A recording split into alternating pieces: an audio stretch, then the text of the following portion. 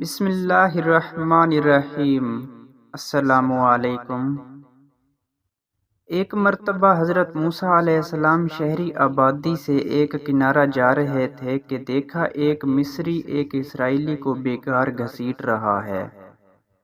اسرائیلی نے موسیٰ علیہ السلام کو دیکھا تو لگا فریاد کرنے اور مدد چاہنے۔ حضرت موسیٰ علیہ السلام کو مصری کی اس جابرانہ حرکت پر غصہ آیا اور اس کو باز رکھنے کی کوشش کی، مگر مصری نہ مانا۔ موسیٰ علیہ السلام نے غصے میں آ کر ایک تماچا رسید کر دیا۔ مصری اس ضرب کو برداشت نہ کر سکا اور اسی وقت مر گیا۔ حضرت موسیٰ علیہ السلام نے یہ دیکھا تو بہت افسوس کیا، کیونکہ ان کا ارادہ ہرگز اس کے قتل کا نہ تھا، اور ندامت و شرمندگی کے ساتھ دل میں کہنے لگا کہ بلا شبہ یہ کار شیطان ہے۔ وہی انسان کو اس غلط راہ پر لگاتا ہے، اور خدا تعالیٰ کی درگاہ میں عرض کرنے لگا کہ یہ جو کچھ ہوا نادانستگی میں ہوا، میں تجھ سے مغفرت کا خواستگار ہوں۔ خدا نے بھی اس کی غلطی کو معاف کر دیا اور مغفرت کی بشارت سے نوازا۔ ادھر شہر میں مصری کے قتل کی خبر شائع ہو گئی، مگر قاتل کا کچھ پتہ نہ چلا۔ آخر مصریوں نے فرعون کے پاس استغاثہ کیا کہ یہ کام کسی اسرائیلی کا ہے، لہٰذا آپ داد رسی فرمائیے۔ فرعون نے کہا کہ اس طرح ساری قوم سے تو بدلہ نہیں لیا جا سکتا، تم قاتل کا پتہ لگاؤ، میں ضرور اس کو کیفر کردار تک پہنچاؤں گا۔ سو اتفاق کہیے یا حسن اتفاق کے دوسرے دن بھی حضرت موسیٰ علیہ السلام شہر کے آخری کنارے پر سیر فرما رہے تھے کہ دیکھا وہی اسرائیلی ایک قبطی سے لڑ رہا ہے اور قبطی غالب ہے۔ موسیٰ علیہ السلام کو دیکھ کر کل کی طرح آج بھی اس نے فریاد کی اور داد رسی کا خواستگار ہوا۔ اس واقعے کو دیکھ کر حضرت موسیٰ علیہ السلام نے دوہری ناگواری محسوس کی۔ ایک جانب قبطی کا ظلم تھا اور دوسری جانب اسرائیلی شور و غوغا اور گزشتہ واقعہ کی یاد تھی۔ اسی جھنجھلاہٹ میں ایک طرف انہوں نے مصری کو باز رکھنے کے لیے ہاتھ بڑھایا اور ساتھ ہی اسرائیلی کو بھی جھڑکتے ہوئے فرمایا، تو بھی بلا شبہ کھلا ہوا گمراہ ہے۔ یعنی خواہ مخواہ جھگڑا مول لے کر داد فریاد کرتا رہتا ہے۔ اسرائیلی نے حضرت موسیٰ علیہ السلام کو ہاتھ بڑھاتے اور پھر اپنے متعلق ناگوار اور تلخ الفاظ سنتے دیکھا تو سمجھا کہ یہ مجھ کو مارنے کے لیے ہاتھ بڑھا رہے ہیں اور مجھ کو گرفت میں لینا چاہتے ہیں۔ اس لیے شرارت آمیز انداز سے کہنے لگا، جس طرح تو نے کل ایک جان قبطی کو ہلاک کر دیا تھا، اسی طرح آج مجھ کو قتل کر دینا چاہتا ہے۔ مصری نے جب یہ سنا تو اسی وقت فرعونیوں سے جا کر ساری داستان کہہ سنائی۔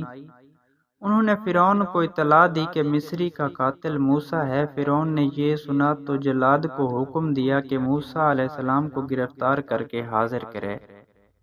مصریوں کے اس مجمع میں ایک معزز مصری وہ بھی تھا جو دل و جان سے حضرت موسیٰ علیہ السلام سے محبت رکھتا اور اسرائیلی مذہب کو حق جانتا تھا۔ یہ فرعون ہی کے خاندان کا فرد تھا اور دربار کا حاضر باش۔ اس نے فرعون کا یہ حکم سنا تو فرعونی جلادوں سے پہلے ہی دربار سے نکل کر دوڑتا ہوا حضرت موسیٰ علیہ السلام کی خدمت میں حاضر ہوا اور ان سے سارا واقعہ بیان کیا اور ان کو مشورہ دیا کہ اس وقت مصلحت یہی ہے کہ خود کو مصریوں سے نجات دلائیے اور کسی ایسے مقام کی طرف ہجرت کر جائیے جہاں ان کی دسترس نہ ہو سکے۔ حضرت موسیٰ علیہ السلام نے اس کے مشورے کو قبول فرما لیا اور ارض مدین کی جانب خاموشی کے ساتھ روانہ ہو گئے۔ اس مقام پر یہ بات قابل غور ہے کہ قرآن عزیز نے اس شخص کے متعلق صرف اس قدر کہا، اور شہر کے آخری کنارہ سے ایک شخص دوڑتا ہوا آیا، مگر ہم نے اس کے اوصاف میں شریف اور معزز کا اضافہ کر دیا۔ حضرت شعیب علیہ السلام کے واقعات میں مدین کے متعلق بہت کچھ لکھا جا چکا ہے۔ حضرت موسیٰ علیہ السلام نے جب مصر سے روانہ ہونے کا ارادہ کیا تو اسی جگہ کو منتخب فرمایا۔ مدین کی آبادی مصر سے 8 منزل پر واقع تھی۔ غالباً یہ انتخاب اس لیے کیا گیا کہ یہ قبیلہ حضرت موسیٰ علیہ السلام سے نزدیک کی قرابت رکھتا تھا، اس لیے کہ حضرت موسیٰ علیہ السلام حضرت اسحاق بن ابراہیم کی نسل سے ہیں اور یہ قبیلہ اسحاق علیہ السلام کے بھائی مدین بن ابراہیم کی نسل سے ہے۔ حضرت موسیٰ علیہ السلام چونکہ فرعون کے خوف سے بھاگے تھے، اس لیے ان کے ہمراہ نہ کوئی رفیق اور رہنما تھا اور نہ ذات راہ، اور تیز روی کی وجہ سے برہنہ پا تھے۔ طبری روایت سعید بن جبیر رضی اللہ تعالی عنہ لکھتے ہیں کہ اس تمام سفر میں موسیٰ علیہ السلام کی خوراک درختوں کے پتوں کے علاوہ اور کچھ نہ تھی، اور برہنہ پا ہونے کی وجہ سے سفر کی طوالت نے پاؤں کے تلووں کی کھال تک ادھیڑ دی تھی۔ اس پریشان حالی میں موسیٰ علیہ السلام ارض مدین میں داخل ہوئے۔ جب مدین کی سرزمین میں قدم رکھا تو دیکھا کہ کنویں کے سامنے پانی کے حوض پر بھیڑ لگی ہوئی ہے اور جانوروں کو پانی پلایا جا رہا ہے، مگر اس جماعت سے ذرا فاصلے پر 2 لڑکیاں کھڑی ہیں اور اپنے جانوروں کو پانی پر جانے سے روک رہی ہیں۔ حضرت موسیٰ علیہ السلام سمجھ گئے کہ یہاں بھی وہی سب ہو رہا ہے جو دنیا کے ظالم طاقتوں نے اختیار کر رکھا ہے، اور خدائے برتر کی بہترین قانون کو توڑ کر قوموں کا سارا نظام ظلم کی بنیادوں پر قائم کر دیا ہے۔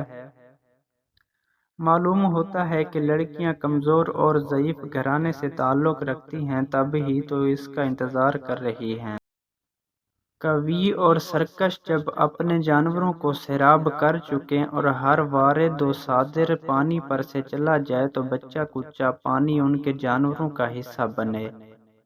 ہر قوی نے ضعیف کے لیے یہی قانون تجویز کر دیا ہے کہ ہر فائدے میں وہ مقدم ہے اور ضعیف مؤخر اور قوی کا اولش خور۔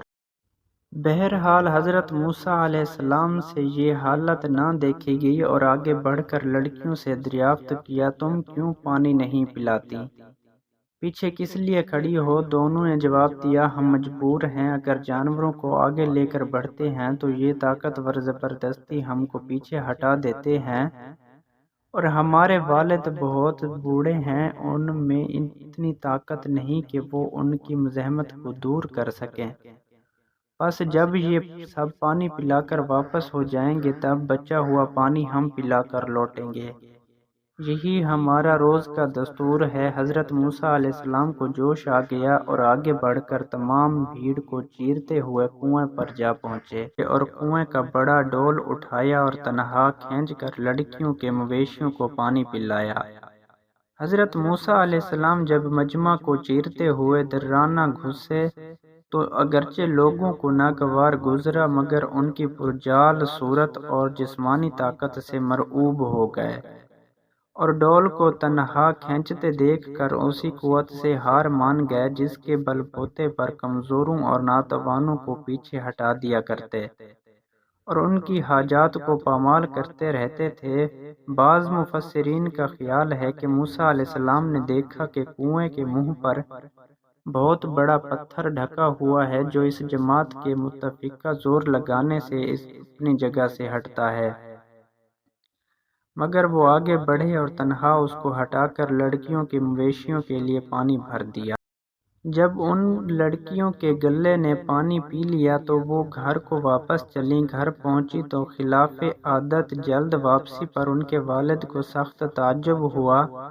دریافت کرنے پر لڑکیوں نے گزرا ہوا ماجرا کہہ سنایا کہ کسی طرح ایک مصری نے ان کی مدد کی۔